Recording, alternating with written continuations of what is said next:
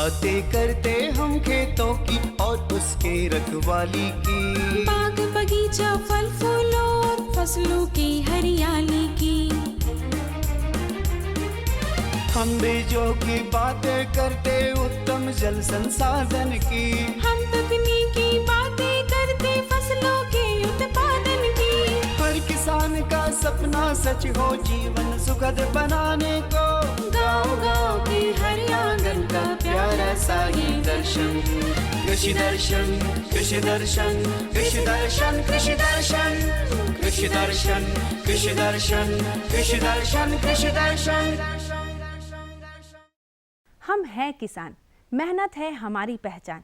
हर मौसम में अलग अलग फसलें उपजाएंगे, खेतों में हरियाली लहराएंगे। हरे हरे साग सब्जियां हम खाएंगे, बीमारी दूर भगाएंगे। हमारे कृषि दर्शन कार्यक्रम में आप सभी किसान भाई बहनों का स्वागत है। मैं हूं नमिता। हर बार की तरह सबसे पहले देखते हैं कृषि समाचार। नमस्कार, कृषि समाचार में आपका स्वागत है। मैं हूं अंशुशिखा लकड़ा। आइए देखते हैं आज कृषि समाचार में क्या है खास। 3 साल के अंतराल पर भूमि की मृदा का कराएं परीक्षण। मछली पालन किए जाने वाले तालाबों में ऑनलाइन होगी मॉनिटरिंग। गाजर की खेती के लिए अनुशंसित प्रभेद में लगाएं पूसा मेघाली। अब समाचार विस्तार से। 3 साल के अंतराल पर अपनी भूमि की मृदा का परीक्षण एक बार अवश्य कराएं। एक पूरी फसल चक्र के बाद मृदा का परीक्षण हो जाना बेहतर है। हल्की या समस्याग्रस्त भूमि की मृदा का परीक्षण बहुत ही जरूरी है। राज्य में मछली पालन किए जाने वाले तालाबों में उपलब्ध रसायन, ऑक्सीजन स्तर और खरपतवार की जानकारी अब ऑनलाइन मिलेगी। साथ ही इसकी मॉनिटरिंग भी ऑनलाइन की जाएगी। इसके लिए तालाबों में इंटरनेट ऑफ थिंग्स तकनीक का इस्तेमाल होगा। किसान भाई, यदि आपके दुधारू पशुओं में बाह्य परजीवी का प्रकोप है तो बाजार में उपलब्ध दवाइयों को 2 से 3 ml का घोल बनाकर पशुओं के पूरे शरीर पर लगाएं। इससे परजीवी का नाश हो जाएगा। जी हाँ किसान भाइयों, अगर दुधारू पशुओं में आपके बाह्य परजीवी का प्रकोप है तो आप जैसे अमितराज, साइपरमेथ्रिन, माराथियोन के इस तरह के कई ब्रांड नेम से इसके दवाएं बाज़ार में मिलते हैं। इन दवाओं को आप प्रति लीटर 2 से 3 ml का घोल बनाएं और उस घोल में कोई कॉटन या कोई कपड़े जो सूती कपड़े हैं उन सबों को भिंगाकर पूरे शरीर में अच्छी तरह से जहाँ जहाँ ये इनकी संख्या अधिक है उस आसपास में अगर आप भिंगा देते हैं तो ये परजीवी या तो मर जाते हैं या शरीर को उस पशु का शरीर छोड़कर भाग जाते हैं। तो इनको आप सप्ताह में अगर 2-3 दिन शुरुआत में करते हैं, एक दिन छोड़ के एक दिन करते हैं तो इससे आप काफ़ी हद तक निजात पा सकते हैं। गाजर की खेती से अधिकाधिक उत्पादन लेने के लिए 4 से 5 किलोग्राम बीज प्रति हेक्टेयर लगाएं। कतार से कतार की दूरी 8 सेंटीमीटर और पौध से पौध की दूरी 10 सेंटीमीटर रखें। बेहतर उत्पादन के लिए अनुशंसित प्रभेद में पूसा मेघाली, पूसा यमदाग्नि, पूसा केसर, नैंटिस चैंटनी लगाएं। गाजर की खेती के लिए उपजाऊ हल्की मिट्टी, जैविक अंश से भरपूर अच्छे जल निकास वाली मिट्टी उपयुक्त है। गाजर की बुआई सीधी पंक्तियों में करें, साथ ही 8 से 10 दिनों पर सिंचाई करते रहें। किसान भाई आलू के कंद कोड़ने के लिए बिरसा पोटैटो डिगर नामक कृषि यंत्र का प्रयोग कर सकते हैं। इसकी कार्य क्षमता 60 से 70 डिसमिल प्रतिदिन है। आज की विशेष जानकारी है बैगन फसल में पत्तियों से रस चूसने वाले कीट माहो और माइट के रोकथाम के बारे में। बैगन फसल में पत्तियों से रस चूसने वाले कीट माहो और माइट के रोकथाम के लिए नीम निर्मित दवा 5% 2 से 3 बार फसल पर छिड़काव करना चाहिए। इससे फल छेदक कीट भी नहीं लगते हैं। 2% नीम के तेल का व्यवहार भी फल छेदक कीट के रोकथाम में कारगर है। यदि पत्तियों से रस चूसने वाले कीड़ों का प्रकोप अधिक हो तो इमिडाक्लोप्रिड 17.5 दवा 150 मिलीलीटर प्रति हेक्टेयर की दर से छिड़काव करें। और अब एक नज़र राज्य के 5 प्रमुख शहरों के मौसम के मिजाज पर। आज राज्य के 5 प्रमुख नगरों के अधिकतम और न्यूनतम तापमान कुछ इस प्रकार दर्ज किए गए। रांची का अधिकतम तापमान 25 डिग्री सेल्सियस, न्यूनतम 14 डिग्री सेल्सियस। जमशेदपुर का अधिकतम तापमान 28 डिग्री सेल्सियस और न्यूनतम 16 डिग्री सेल्सियस। मेदिनीनगर का अधिकतम तापमान 30 डिग्री सेल्सियस और न्यूनतम 15 डिग्री सेल्सियस। देवघर का अधिकतम तापमान 31 डिग्री सेल्सियस और न्यूनतम 17 डिग्री सेल्सियस। वहीं धनबाद का अधिकतम तापमान 27 डिग्री सेल्सियस और न्यूनतम 16 डिग्री सेल्सियस रहा।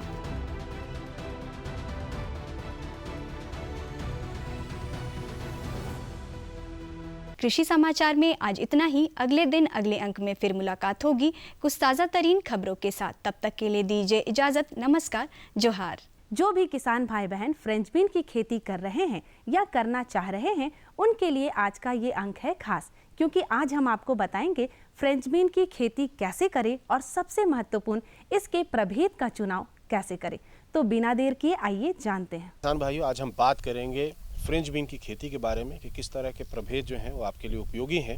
और इस महत्वपूर्ण विषय पे जानकारी देने के लिए हमारे साथ हैं डॉक्टर अब्दुल माजिद अंसारी जी। जैसा कि आज का विषय है सर फ्रेंच बीन का, तो अब जैसे जो रबी के समय आ रहा है उस समय किस तरह के फ्रेंच बीन की किसान भाई खेती कर सकते हैं, और सबसे पहले तो जिस खेत में करना है वहाँ किस तरह की तैयारी अभी करें? देखिए किसान भाई, अगर आप फ्रेंच बीन लगाना चाहते हैं तो सबसे पहले तो आप खेत का चुनाव बहुत महत्वपूर्ण है। खेत की चुनाव ऐसे जगह पे आप करें जहाँ पे छायेदार जगह नहीं होनी चाहिए, ये अच्छी सनशाइन मिलनी चाहिए, धूप बढ़िया मिलना चाहिए, खासकर जाड़े के मौसम का ये फसल है। और हेवी सॉइल नहीं होना चाहिए, जैसे जिसे केवाल मिट्टी क्लेई सॉइल कहते हो, नहीं बलवाही दोमट, बलवाही भी नहीं हो, क्योंकि अब जाड़े में थोड़ी सिंचाई की ज़रूरत होती है। दोमट किस्म की मिट्टी होनी चाहिए, ये सबसे उपयुक्त होता है। और कभी कभी हमारे यहाँ वैसे तो जाड़े में कम बारिश होती है, लेकिन कभी कभी देखा जाता है हेवी बारिश हो जाती है, तो जल निकासी का भी प्रबंधन कर ले। सिंचाई का साधन तो हो ही, उसमें जल निकासी का भी प्रबंधन आपको करना होगा।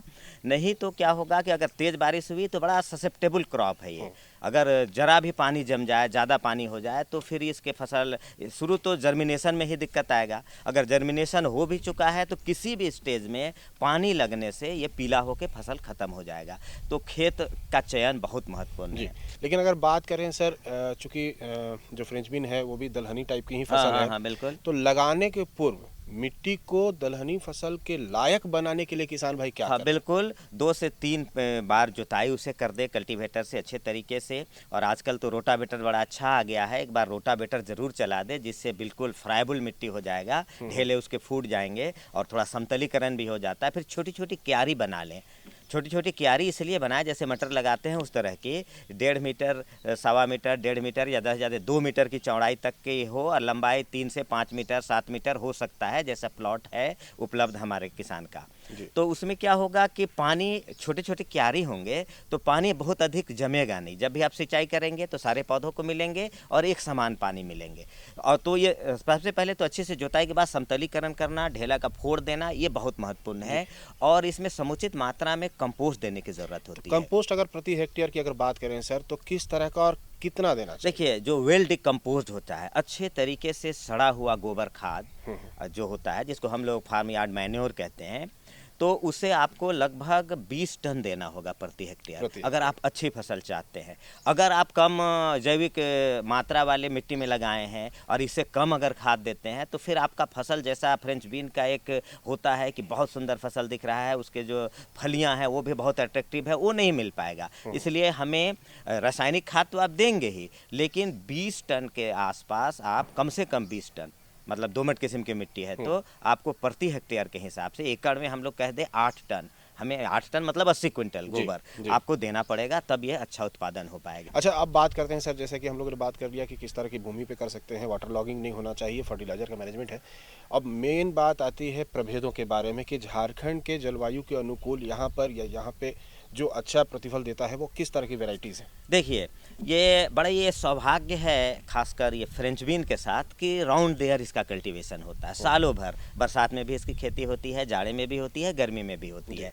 अब फ़र्क सिर्फ इतना है कि जब बरसात में हमारे किसान भाई इसकी खेती करते हैं तो लत्तर वाली करते हैं जी, ठीक है। इसमें एक झाड़ी, बूस टाइप का झाड़ी जैसा छोटा छोटा जिसका पौधा होता है, टमाटर के साइज का या मटर के साइज का, इस तरह के पौधे होते हैं जो जाड़े और गर्मी में यही झाड़ीदार की खेती की जाती है। तो हम अभी रबी का चूँकि मौसम शुरुआत होने वाला है तो रबी की ही बात करें तो ये समतल में छोटी छोटी क्यारी, समतल भूमि में छोटी छोटी क्यारी बना के, सिंचाई का चैनल बना के हमारे भाई इसकी बुआई करेंगे और 40 सेंटीमीटर की दूरी पे इसकी बुआई करेंगे। पौधे से पौधा रखेंगे 10-12 सेंटीमीटर और कतार से कतार रखेंगे 40 सेंटीमीटर। अब प्रभेद की बात आपने किया तो देखिए, झाड़ीदार के प्रभेद अलग आते हैं, तो उसमें से मैं खास प्रभेद का नाम बताऊंगा। जैसे कि हमारे यहाँ रांची से जो डेवलप हुए हैं तो उस प्रभेदों में मैं बताऊं कि स्वर्ण प्रिया करके प्रभेद है, बड़ा अच्छा है। फिर पंत अनुपमा है या पंत अनुपम, फिर आरका कोमल है, और एक बड़ी अच्छी वैरायटी है, बहुत पुरानी है हालांकि, लेकिन आज भी बहुत अच्छा करता है, वो है कंटेंडर जी। वो भी प्रभेद काफ़ी अच्छा करता है। ये सब झाड़ी नुमा, एक बीएल बोनी करके आता है, वो भी प्रभेद काफ़ी अच्छा है। और जैसे लत्तीदार की अगर हम थोड़ी सी बात कर ले, बरसात में अगले बार किसान अगर लगाना चाहेंगे तो लत्तीदार को थोड़ी दूरी पे लगाते हैं, वो करीब 75 सेंटीमीटर कतार से कतार की दूरी लतर को फैलने के लिए हाँ, जैसे मैंने इसको 40 सेंटीमीटर बोला उसको, और उसको सहारा देना होता है, स्टेकिंग देना होता है, तो उसका सीड रेट भी कम होता है। लेकिन अभी वर्तमान समय में अगर बात करें तो चूंकि तापमान में भी वेरिएशन हो रहा हाँ, है, बिल्कुल बिल्कुल। तो अंकुरन पर भी प्रभाव पड़ेगा। तो किसान भाई कब तक अंतिम जो आप तिथि सजेस्ट करते हैं जब तक कि वो फ्रेंच बीन की बुआई कर दें? 25 नवंबर तक भी हमारे किसान भाई बुआई कर लें, कहीं कोई दिक्कत नहीं है। नवंबर के आखिरी सप्ताह नवंबर तक वो कर लें, 15 नवंबर से पहले कर लेंगे तो ज़्यादा बेहतर होगा, लेकिन लास्ट नवंबर तक भी हमारे किसान भाई कर सकते हैं। जो चिलिंग टेम्परेचर आने वाला है उससे थोड़ा पहले कर लें तो जल्दी फसल निकलेगा, और बहुत गर्मी रहने से तो जर्मिनेशन की समस्या आती है जी। तो ये हमारे किसान भाई कर सकते हैं इस तरह की खेती, मतलब इन प्रभेदों की, जैसे मैंने नाम लिया, जैसे एक बार फिर से मैं बता दूं, गिना दूं कि जैसे स्वर्ण प्रिया मैंने कहा, पंतनुपमा, अर्का कोमल, ये सब प्रभेद है, काफ़ी अच्छे हैं। और अनुमानित जो है मात्रा कितनी लगती है अगर प्रति हेक्टेयर की बात करें, चूंकि किसान भी लगाएंगे तो एक लागत का हाँ अनुमान बिल्कुल लगाएंगे। बिल्कुल। ये झाड़ीदार है, जो रबी फसल या गर्मा फसल है, इसको मैंने कहा कि 40 सेंटीमीटर कतार से कतार, 10 सेंटीमीटर पौधे से पौधा, तो काफ़ी सघन लगता है। तो जिसकी वजह से क्या है कि हमारे किसान भाई को इसको ज़रूरत होगा 80 केजी से 90 केजी प्रति हेक्टेयर के दर से बीज की आवश्यकता होगी। साथ ही साथ हम ये भी कहें कि हमारे किसान भाई इसके बीज को उपचारित कर लें जी, बीज उपचार करके लगाएं। और एक पीएसबी आता है, फॉस्फेट सॉल्युबलाइजिंग बैक्टीरिया, पीएसबी, इसका कल्चर हमारे विशाखा विश्वविद्यालय या अन्य संस्थानों में भी मिल सकता है, तो उससे भी उपचारित करके लगाएं। अच्छा सर, ये तो हम लोगों ने बात कर ली कि लगाने का प्रभेद और मात्रा भी आपने बता दिया, लेकिन जो पूरा फसल का जो चक्र है, जो पूरा समय है, उस दौरान किस तरह से उर्वरक का प्रबंधन किसान भाई करें और सिंचाई कितनी देनी है? हाँ देखिए, जैसे ही बुआई करें एक हल्की सिंचाई दें, हल्की सिंचाई देने से जर्मिनेशन अच्छा होगा। फिर उसके बाद आवश्यकता अनुसार जिस तरह का खेत है 8 से 10 दिनों के अंतराल पे सिंचाई करते रहना होगा।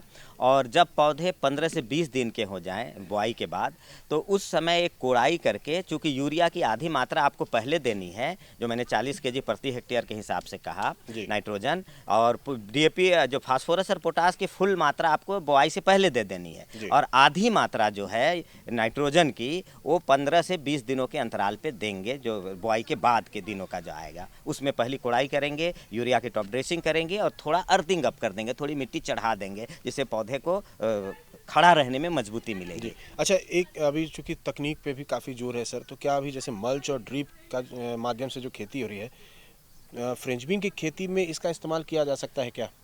देखिए, जो झाड़ी नुमा है इसमें बहुत ज़्यादा उपयोगी ये नहीं होगा, क्योंकि इसकी सघन खेती है। मल्च अगर हम लोग करेंगे भी, तो मल्च अगर करते भी हैं तो हम लोग जो लोकल मटेरियल है, लीफ या स्ट्रॉ, उसकी करेंगे, क्योंकि प्लास्टिक मल्च, लेकिन जो झाड़ीदार बरसात वाली होगी उसमें डेफिनेटली उपयोगी होगा मल्च। और ड्रिप को इसे ना कहें, क्योंकि बहुत सघन हम इसकी खेती करते हैं, तो ड्रिप ना करके अगर स्प्रिंकलर इसमें दें तो ज़्यादा बेहतर होगा। जी, तो किसान भाइयों, देखा आपने कि हमारे विशेषज्ञ ने काफ़ी अच्छे ढंग से बताया कि झारखंड में फ्रेंच बीन की खेती जो है वह किस तरह से की जा सकती है, कौन कौन से प्रभेद हैं, क्या उनका मात्रा होना चाहिए, और सबसे मुख्य बात जो डॉक्टर साहब ने कहा कि आप अपनी मिट्टी की जांच तो अवश्य कराएं, जिससे कि उर्वरक पर होने वाला अनावश्यक खर्च जो है उससे आप बच सकें और आपका जो मुनाफा है वो बढ़े। सर, आप हमारे कार्यक्रम में आए, हमारे किसान भाइयों से मिले और इतनी अच्छी जानकारी दी, इसके लिए आपका बहुत बहुत धन्यवाद। धन्यवाद आपको।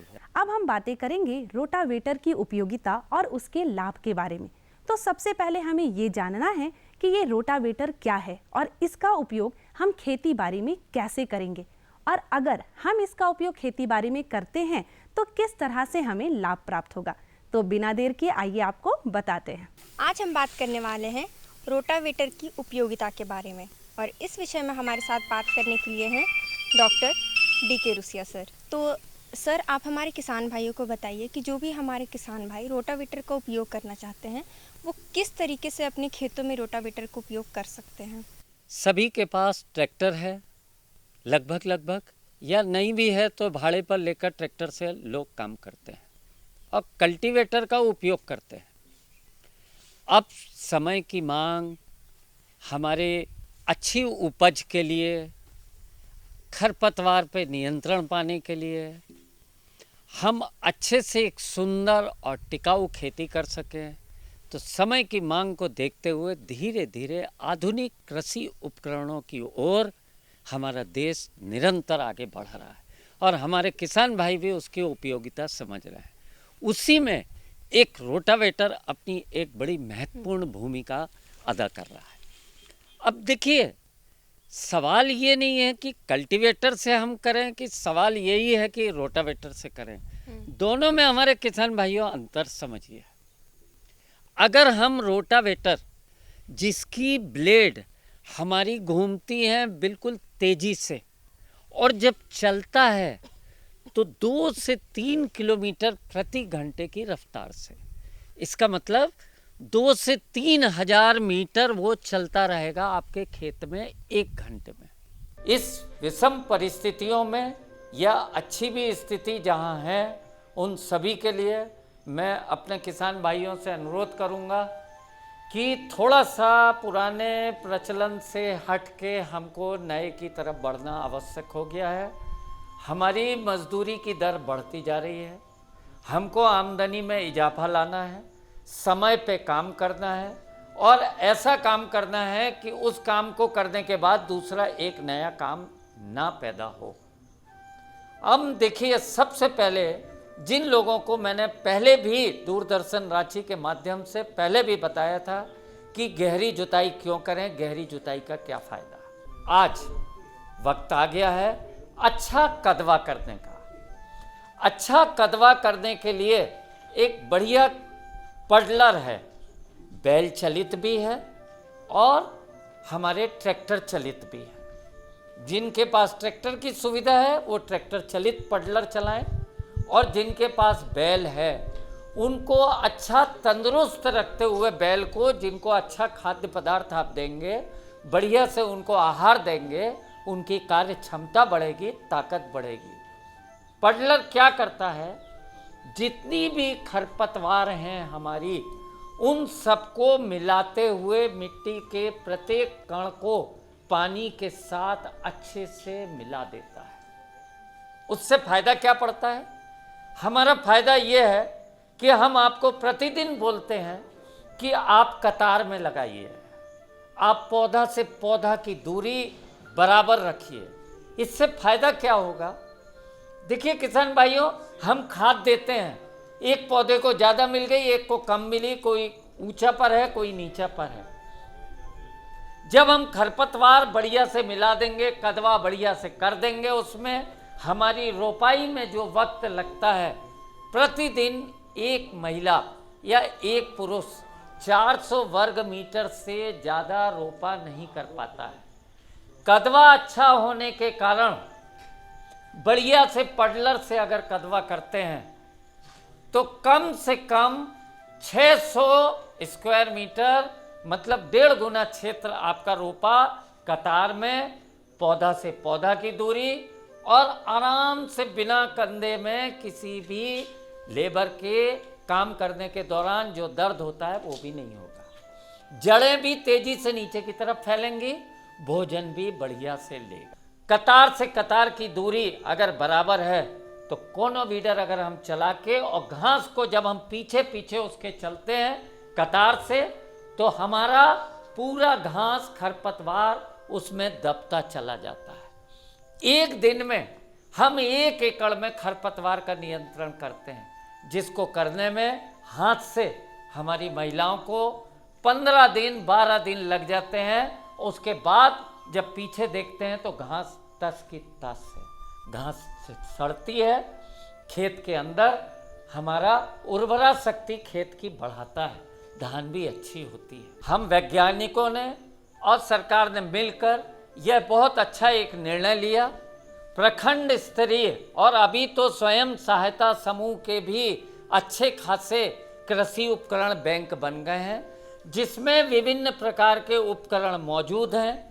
जिन किसान को आवश्यकता हो, अपनी ज़रूरत के हिसाब से अगर कदवा करना है कदवा के लिए ले लें, जुताई करना है जुताई के लिए ले लें, खरपतवार नियंत्रण करना है खरपतवार नियंत्रण के लिए ले लें। कल हमको निकाई गुड़ाई के लिए व्हील हो या हमको कोनो वीडर की आवश्यकता हो हम वो ले लें। कटाई और झड़ाई के लिए जैसे मक्का अभी होगा, हम कहेंगे कि हरा मत काटिए, सुखा के रखिए। भविष्य में आपके जानवरों के लिए, हमारे परिवार के लिए, हमारे खाने के लिए विषम परिस्थितियों में भी मक्का बहुत साथ देता है, उसको सुखा के दाना छुड़ाने के लिए। ये सभी प्रकार के कृषि उपकरण बैंक में किसान भाड़े पे ले सकते हैं। उनका जो भाड़ा होगा वो ग्राम सभा में या जिन्होंने अपना रखा है वो एक मिनिमम अपना जो मेंटेनेंस चार्ज होता है उनको मेंटेन करने का, उस पर लेकर आपको उपलब्ध कराएंगे। मैं कभी भी किसी किसान को ये नहीं कहूँगा जिसके पास 50 डेसिमल, 40 डेसिमल या 30 डेसिमल ज़मीन है कि वो सारी पूंजी अपनी इधर उधर से कहीं से भी जहां उसके पास से अर्जित की है उसको पूरी कृषि उपकरण में लगा दे और फिर बैठा रह जाए। इससे अच्छा कृषि उपकरण बैंक में भाड़े पे लेके वो हमारे किसान भाई काम कर सकते। देखा ना किसान भाई बहनों, रोटावेटर का उपयोग करने से हमारे मेहनत और समय दोनों की बचत होती है। आज के अंक में इतना ही। इसी तरह आपसे बातें करते रहेंगे अगले अंक में, लेकिन आप फटाफट लिखिए हमारा पता, ताकि कृषि से जुड़ी किसी भी प्रकार की कोई समस्या हो, समाधान हो या कोई सुझाव देना हो तो आप हमें हमारे पते पर जरूर लिखें। हमारा पता है कार्यक्रम कृषि दर्शन, कृषि प्रकोष्ठ द्वारा केंद्र निदेशक, दूरदर्शन केंद्र, रातू रोड, रांची, पिन संख्या 834001। अब आप मुझे और हमारी कृषि दर्शन टीम को विदा दीजिए। जोहार।